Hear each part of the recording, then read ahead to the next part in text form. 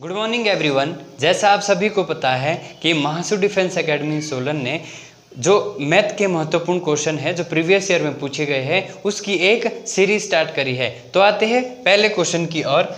निम्न प्रश्न में प्रश्न चिन्ह के स्थान पर क्या आएगा। यहाँ हमारे पास दशमलव वाली जोड़ दी गई है और एक बिना दशमलव वाले है, तो इनको कैसे जोड़ते हैं इसमें काफ़ी सारे स्टूडेंट को काफ़ी प्रॉब्लम आती है। तो आते हैं सॉल्यूशन की ओर। हमारे पास यहाँ पे बिना दशमलव वाले दो अंक दिए गए हैं, एक 4 एक आपके 444। तो इनको ऐड करते हैं। सबसे पहले आपका 444 फिर आपका 4। अब यहाँ पे पॉइंट वाली जोड़ है, हमेशा पॉइंट वाली जोड़ का ध्यान देना है कि जो आपका ये पॉइंट है ये एक सीध में आना चाहिए। तो हमारे पास इसके बाद पॉइंट वाले हैं यानी आपके 4.44। इसके बाद आपका 44.4 और अंत में आपका 4.04। तो इनको ऐड करते हैं। 4 और 4 8, 4 और 4 8, दशमलव इसका एक सीध में। 4 और 4 8 और 4 12 और 4 16 और 4 20 हासिल 2। 4 और 4 8 और 2 10 हासिल 1। 4 और 1 5। तो हमारा सॉल्यूशन आया 500.88। ध्यान देना यहाँ पे जब भी आप करोगे तो हमेशा पॉइंट एक सीध में आना चाहिए। आपने जोड़ करते बारी इस चीज़ का ध्यान देना है। जो पॉइंट वाली होगी उसमें जो पॉइंट से पहले वाली संख्या होगी, पहले वाला अंक होगा उसको पॉइंट से पहले रखना है, और जो पॉइंट के बाद वाले होंगे वो पॉइंट के बाद रखने हैं, और जो बिना पॉइंट के होंगे उसको पॉइंट से आगे रखने हैं। और आप यहाँ पे जीरो लगा भी सकते हैं, ये चीज़ ध्यान देना। पॉइंट के बाद जीरो लगा भी सकते हैं और हटा भी सकते हैं। तो हमारा ये था पॉइंट वाला जोड़। 25/12, 15/8 का HCF ज्ञात करें। ध्यान देना यहाँ से जो ये क्वेश्चन पूछा गया है ये भिन्न से पूछा गया है। हमारे पास जब भी कभी भिन्न से HCF और LCM पूछे जाए तो आपको पता है कि भिन्न में दो चीज़ें होती है, एक आपका अंश और दूसरे आपका हर। तो यहाँ पे HCF पूछा गया है तो हम HCF वाला फॉर्मूला लगाएंगे। HCF का फॉर्मूला क्या होता है, अंश का HCF बटे हर का LCM। तो यहाँ पे हमारे पास जो भिन्न है वो 5, जो आपके भिन्न है 5/16, 25/12, 15/8। तो आप सभी को मालूम है कि ये आपका अंश है और नीचे वाला आपका हर है। तो आपने ऊपर वाले अंश का यानी 5, 25 और 15 का HCF लेना है।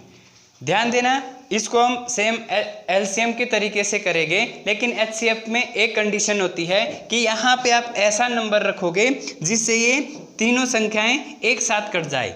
ध्यान देना ऐसा अंक रखना है जिससे तीनों संख्याएं एक साथ कट जाए। तो 5 को, जिसमें इकाई अंक 5 होता है उसको काटने वाला केवल एक ही अंक है, वो है 5। तो 5 एकम 5, 5 पंजा 25 और 5 तिये 15। इसके बाद ये संख्या किसी भी एक अंक से नहीं कटती है, इसलिए जो अंश का HCF निकल के आया वो है 5। अब हर का LCM, हमारे पास हर क्या है, अब यहाँ पे रफ करते हैं। हमारे पास जो हर है वो 16, 12 और 8। तो इसका LCM आप सभी को पता है। तो सबसे पहले 2 से करेंगे क्योंकि सबसे छोटा प्राइम नंबर 2 है। अगर 2 से कटता है तो काट देते हैं। 8 दूनी 16, 6 दूनी 12, 4 दूनी 8। फिर 2 से करोगे 4 दूनी 8, 3 दूना 6, 2 दूनी 4। फिर 2 से जाएगा 2 दूनी 4, 3 नहीं कटता इसलिए नीचे उतारा, 2 एकम 2। फिर 2 से जाएगा 2 एकम 2, 3 नहीं कटता नीचे उतारा, 1 एकम 1। फिर अंत में 3 से जाएगा 1, 3 एकम 3 और 1। अब यहाँ पे जो LCM निकल के आया इसका गुणा करना पड़ेगा, जो हमारे पास गुणनखंड आए हैं। 2 दूनी 4, 4 दूनी 8, 8 दूनी 16, 16 तिये 48। तो हर का LCM निकल के आया 48। नेक्स्ट क्वेश्चन की ओर। यहाँ पे अगला क्वेश्चन ये जो पूछा गया है एक घातांक और घात से पूछा गया है। घातांक और घात में आपने एक चीज़ का ध्यान देना है कि आधार जो भी होंगे उनको स्क्वायर या फिर क्यूब की फॉर्म में बदलना है। तो यहाँ पे दिया गया 9 की पावर 3x प्लस 2 और 27 की पावर 5x प्लस 1। इसमें आपने 9 को स्क्वायर की फॉर्म में तोड़ना है, तो ये आपका 3 का स्क्वायर, और अंदर आपकी जो घात है ये ब्रैकेट के अंदर रहेगी 3x प्लस 2। इधर भी आपने सेम करना है। 27 आपको 3 आपके 3 की पावर 3 और ब्रैकेट में क्या रहेगा आपका 5x प्लस 1। अब आप इसको जो ब्रैकेट के बाहर है इन घातों को आपस में गुणा करेंगे, यानी 3 की पावर 3 दूना 6x प्लस 2 दूनी 4। इधर भी आप गुणा करोगे 3 की पावर 3 पंजे 15x प्लस 3 एकम 3। अब आप यहाँ पे देखो जो इसका आधार है वो सेम है, इसलिए बराबर में आधार दोनों कट जाएंगे। हमारे पास पावर बची है 6x प्लस 4 बराबर है 15x प्लस 3। अब आप x वाले एक साइड और बिना x वाले एक साइड ले जाओ। तो यहाँ पे हमारे पास बिना x वाला 4, यहाँ पे प्लस का 3 है, इक्वल टू से आएगा माइनस का 3 रहेगा। यहाँ पे आपके पास 15x, और यहाँ पे जब प्लस का 6x परे जाएगा तो माइनस का 6x होगा। यहाँ पे 4 में से 3 गए 1 बचा, और यहाँ पे 15x में से माइनस 6x करोगे तो आपका 15 में से 6 गए तो 9x बचेगा। अब आपका x का मान क्या आएगा, जब आपका ये 9 गुणा है, यहाँ पे इनके बीच गुणा का निशान है, जब आपका 9 अरे आएगा तो ये आपका भाग हो जाएगा, यानी 9/1 में चला जाएगा। तो जो x का मान आया हमारा वो 1/9। 475 रुपये के 24% तथा 36% का अंतर ज्ञात करें। तो हमारे पास 24% दिया है और 36% दिया है, और हमारे पास इनका अंतर निकालना है कि 475 का 24% और 36% का अंतर ज्ञात करें। और आप सभी लोग जानते हैं कि अंतर का मतलब होता है माइनस। तो सबसे पहले जो प्रतिशत दिया है 36%, अंतर मतलब माइनस 24%, और वो अंतर निकल के आएगा 12%। तो इन्होंने पूछा है कि 475, इनके हिसाब से 475 का अंतर निकालना है 24% और 36% का। तो हमारे पास अंतर निकल के आया 12%। तो 475 का अंतर है 12%। तो जब हम 475 का 12% निकालेंगे, यहाँ से प्रतिशत जब रिमूव होगा तो बटा 100। तो अगर इसको हम काटते हैं तो सबसे पहले 5 से काटे, 5 दूनी 10 यानी 20 पंजा 100। 5 से काटोगे 9 पंजे 45, 2 बचे और 5 पंजा 25। फिर 5 से काटते हैं कि 5 चौका 20 और 19 पंजे 95। 4 से काटोगे 4 एकम 4 और 4 तिये 12। तो हमारे पास जो इसका अंतर निकल के आया 19 गुणा 3 यानी 19 तिये 57। नेक्स्ट क्वेश्चन की ओर। 3 क्रमांगत पूर्णांकों का योग 1350 है। सबसे छोटी और सबसे बड़ी पूर्णांक का योग क्या होगा? इस क्वेश्चन को हम 2 तरीके से करेंगे। एक हमारे पास ट्रिक है और दूसरा हमारा डिटेल है। तो पहले ट्रिक से करते हैं, फिर बाद में डिटेल में करेंगे। तो आइए पहले ट्रिक से करते हैं। यहाँ पे हमारे पास कोई 3 संख्याएं क्रम में रही होगी जिसका योग 1350 है। यानी अगर हम 1350 को 3 से भाग देते हैं तो हमारे पास औसत निकल के आएगा। क्योंकि औसत क्या होता है? औसत बराबर है योग बटे कुल संख्या। ये फॉर्मूला आपको पता है, औसत का क्या होता है? संख्याओं का योग बटे में कुल संख्या। तो योग हमारे पास 1350 और संख्याएं कितनी है? 3। अगर 3 से इसको भाग देंगे तो हमारे पास औसत निकल के आएगा, यानी 3 एकम 3, 3 चौके 12, 1 बचा 15 बना, 3 पंजे 15 और 0 का 0, यानी औसत निकल के आया 450। तो इसने बोला है कि इसमें आपके सबसे छोटी और सबसे बड़ी संख्या का योग देना है। तो औसत आपको पता है कि हमारे पास ये 3 संख्याएं हैं, इसका औसत 450 निकल के आया है। तो औसत बीच की संख्या होती है। तो कंटिन्यूअसली लगातार पूछ रहा है, तो बीच की संख्या 450 है, तो इससे पहले वाली 449 और इसके बाद वाली 451 रही है। तो इन्होंने अंत में क्या पूछा कि सबसे छोटी और सबसे बड़ी का योग बताए। तो सबसे छोटी क्या है हमारे पास 449 और सबसे बड़ी संख्या है 451। अगर हम इनको ऐड करेंगे तो 9 और 1 10 हासिल 1, 5 और 1 9 और 1 10 हासिल 1, 4 और 4 8 और 1 9। तो इसका जो आंसर निकल के आया वो है 900। दो संख्याएं 11:13 के अनुपात में है। यदि दोनों संख्याओं में से 12 घटा देने पर अनुपात 7:9 होता है तो संख्याएं ज्ञात करें। अब हमारे पास दो संख्याएं हैं, पहली संख्या अनुपात दूसरी संख्या। अब पहली संख्या क्या दी है 11:13। अब अनुपात के साथ x लगाया। अब इन्होंने बोला कि यदि इन अनुपातों में से 12 माइनस कर दिए जाए तो 11x माइनस 12 अनुपात 13x माइनस 12, तो इसका अनुपात हो जाता है माइनस करके 7:9। हमारी इक्वेशन पूरी बन गई, जो इन्होंने कहा था पूरा हमने फिल कर दिया। तो इनको क्रॉस मल्टीप्लाई करें 11 गुणा 9 यानी 11 9 में 99x माइनस 9 गुणा 12 यानी 12 9 में 108 इक्वल टू 7 गुणा 13 यानी 13 सते 91x माइनस 7 गुणा 12 यानी 12 सते 84। अब यहाँ पे x वाले एक साइड बिना x वाले एक साइड यानी 99x इक्वल टू से अरे को आया प्लस का 91 है तो माइनस का 91x इक्वल टू माइनस का 84 अपनी जगह, यहाँ पे प्लस का ये माइनस का 108 है, परे आया तो प्लस का 108। अब 99x में से 91x गया, आपके 8x बराबर है यहाँ पे माइनस के 84 प्लस के 108 यानी 108 में से माइनस के 84 गए तो आपके 24।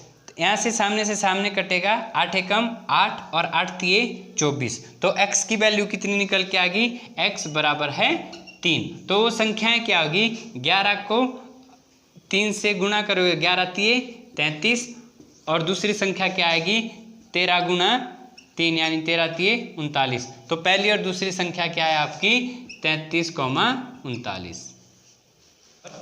4 घंटियाँ क्रमशः 3, 7, 12 तथा 14 मिनट के अंतराल में बजती है। यदि वे प्रातः 10 बजे बजना आरंभ करें तो पुनः एक साथ कब बजेगी। ऐसा क्वेश्चन हमेशा पूछा जाता है, या तो घड़ियाँ पूछी जाएगी या घंटियाँ पूछी जाएगी या फिर खिलाड़ी पूछे जाते हैं कि एक 2 मिनट में दौड़ा, एक 5 मिनट में दौड़ा, तो एक साथ दोबारा कब मिलेंगे। तो ऐसे क्वेश्चन काफ़ी पूछे जाते हैं। तो आपने इन क्वेश्चनों का हमेशा जो दिया जाता है मिनट या फिर सेकंड में दिया जाता है तो उनका एलसीएम लेना है। जैसे 3, 7, 12 और 14 इनका एलसीएम लेना है। एलसीएम आपको पता है कि हमेशा यहाँ पे अभाज्य संख्याएं आती है और उन अभाज्य संख्या से दिया जाता है जिनसे कटे।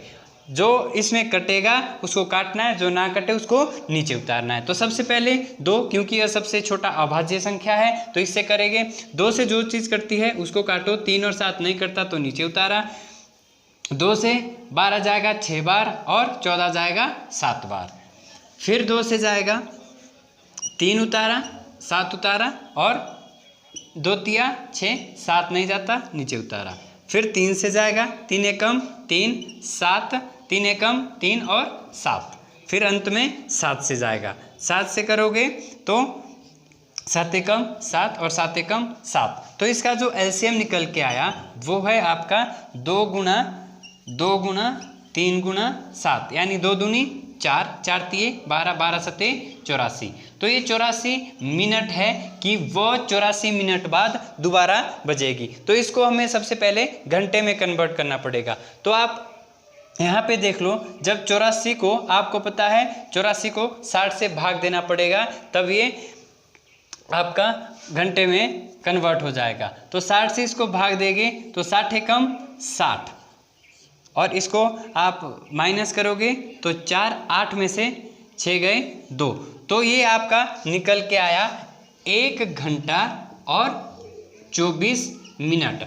इन्होंने पूछा है कि पहले 10 बजे बजी थी, तो पहले 10 बजे बजी थी तो पुनः एक साथ कब बजेगी, तो 1 घंटे 24 मिनट बाद वो पुनः एक साथ बजती है। तो यहाँ पे हम 1 घंटा और 24 मिनट ऐड करेंगे। तो अगर इसको ऐड करेंगे तो 4, 2, 1 और 1, यानी वो एक साथ दोबारा कब बजेगी, तो वो 11:24 में पुनः एक साथ बजेगी। 36 मजदूर किसी काम को 14 दिन में पूरा करते हैं। यदि 8 दिन में काम समाप्त करना हो तो कितने अतिरिक्त मजदूर की आवश्यकता पड़ेगी। यहाँ पे एमडीएस से पूछा गया है। आप सभी को एमडीएस के फॉर्मूले का पता होगा, M1 D1 H1 बटे W1 equal to M2 D2 H2 बटे W2। तो यहाँ पे पूरे फॉर्मूला नहीं लगेगा, जिस चीज़ की ज़रूरत है सिर्फ वो लेंगे। यहाँ पे हमारे पास 36 मजदूर दिए हैं, यहाँ पे हमारे पास 36 मजदूर यानी M1 गुणा यहाँ पे 14 दिन दिए हैं, D1 बराबर है, यदि 8 दिन में करना है D2 गुणा M2 हमने निकालना है, यानी कितने अतिरिक्त मजदूर की आवश्यकता पड़ेगी। तो हमारे पास इतना फॉर्मूला लग रहा है। इसमें M1 है 36 और D1 है 14। अब इन्होंने बोला है कि अगर 8 दिन में ख़त्म करना है तो हमें M2 की वैल्यू निकालनी है। तो सामने से सामने कटता आप सभी को पता है। सबसे पहले 4 से काटेंगे, 4 दूनी 8, 9 चका 36, फिर यहाँ पे 2 से काटेंगे, 2 एकम 2, 7 दूनी 14। तो M2 की वैल्यू क्या निकल के आ जाएगी, M2 बराबर है 9 सत्ते या 7 9 में 63। तो M2 का मान जो निकल के आया वो है 63। लेकिन आंसर ये नहीं होगा, इन्होंने पूछा है कि कितने अतिरिक्त मजदूरों की आवश्यकता पड़ेगी। तो हमारे पास 63 निकल के आया है, और पहले कितने मजदूर थे, 36 पहले ही थे और अब 63 आए हैं। तो जो हमारे पास कितने अतिरिक्त लगे वो इसको माइनस करके आएगा। तो यहाँ से जब माइनस करेंगे तो यहाँ से हासिल लेंगे 13, 13 में से 6 गए 7, यहाँ पे 5 बचे, 5 में से 3 गए 2। तो हमारा जो आंसर होगा वो है 27, कि हमारे पास 27 अतिरिक्त मजदूरों की 1 से 100 के बीच कुल कितनी अभाज्य संख्याएं हैं। अभाज्य संख्याएं मतलब वो संख्याएं जो अन्य किसी भी संख्या से भाग नहीं होती है, वो अभाज्य संख्याएं हैं। ये क्वेश्चन काफ़ी बार पूछा गया है। तो 1 से 100 के बीच कुल 25 अभाज्य संख्या है, ये आपने ध्यान देना है, इंपॉर्टेंट क्वेश्चन है। 1 से 100 तक 25। अगर हम 1 से 50 तक की बात करें तो 1 से 50 तक 15 है, और 50 से 100 के बीच 10 अभाज्य संख्याएं हैं, और ये कुल 25 संख्याएं हैं। यदि 24 संतरे का क्रय मूल्य 18 संतरे के विक्रय मूल्य के बराबर है तो लाभ प्रतिशत ज्ञात करें। यहाँ पर दिया है 24 संतरे का क्रय मूल्य यानी कॉस्ट प्राइस, 18 विक्रय मूल्य यानी सेलिंग प्राइस, 24 कॉस्ट प्राइस यानी क्रय मूल्य बराबर है 18 वस्तुओं के विक्रय मूल्य के बराबर। तो लाभ या हानि निकालना है। तो यहाँ पे हम देखेंगे कि यहाँ पे जो सीपी है वो सामने वाला होगा, और जो एसपी है वो उसके सामने वाला होगा। अगर हम दूसरी यहाँ पे और देखें तो 24 सीपी बराबर है 18 एसपी। अब यहाँ पे दोनों चीजें अरे लाए, तो यहाँ पे अगर बात करें तो सीपी अपनी जगह, एसपी अरे आ जाएगा। तो यहाँ पे 18 अपनी जगह और यहाँ पे 24 सीपी से परे जाएगा तो बटे में जाएगा, यानी सीपी कितना हुआ 18 और एसपी 24। तो यहाँ पे डायरेक्ट समझ लो कि जब भी आपको ऐसा क्वेश्चन आएगा कि 24 संतरे का क्रय मूल्य 18 संतरे के विक्रय मूल्य के बराबर है, तो जो हमारा क्रय मूल्य होगा यानी सीपी होगा वो सामने वाला होगा और एसपी उसके सामने वाला होगा। बाकी आपने डिटेल यहाँ पे देख ली कि अगर आप सीपी यहाँ रखते हो और एसपी परे वाले साइड है इक्वल टू से आएगा तो बटे में जाएगा। यहाँ पे 18 अपनी जगह, 24 गुणा का है, परे जाएगा भाग बन जाएगा, यानी सीपी 18 निकल के आएगा और एसपी 24 निकल के आएगा। तो यहाँ पे हमें सीपी कितना है 18 निकल के आया और एसपी की वैल्यू 24। तो आपको पता है यहाँ पे लाभ क्या बोलता है, लाभ बराबर है एसपी माइनस सीपी, यानी एसपी 24 माइनस सीपी 18। तो ये 6 का लाभ प्राप्त हो रहा है। तो इन्होंने लाभ नहीं लाभ प्रतिशत पूछा है तो आपको पता है प्रॉफिट परसेंटेज या लाभ प्रतिशत बराबर है लाभ बटे क्रय मूल्य गुणा 100। तो लाभ हमारा निकल के आया 6 और क्रय मूल्य 18 गुणा 100। तो 6 कम 6 6 3 18, ये आ जाएगा आपका 100 बटे 3। अगर इसको बदले तो 3 जाएगा 33 बार, 33 99 और 1%। तो 33 से 1/3% हमारा लाभ है। 1 से 42 तक सभी सम संख्याओं का औसत ज्ञात करें। तो हमारे पास सम संख्याओं का औसत होता है, औसत बराबर है n+1। ये हमारे पास फॉर्मूला है सम संख्याओं के औसत का, वो होगा n+1। अगर हम 1 से 42 तक सम संख्याएं देखें तो 2 4 6 8 और 42 तक, तो हमारी जो n निकल के आएगा यहाँ पे जो 1 से 42 तक सम संख्या होती है वो भी 21। क्योंकि अगर हम बात करें 150 तक कितनी सम संख्याएं होती है, अगर 1 से 100 तक की बात करें तो उसका आधा यानी 50। अगर 1 से 40 तक की बात करें तो उसका आधा यानी 20। तो यहाँ पे अगर 1 से 42 तक की बात करें तो 1 से 42 का आधा 21, तो n निकल के आएगा 21। तो हमारा फॉर्मूला है n+1। n मतलब 21, n+1।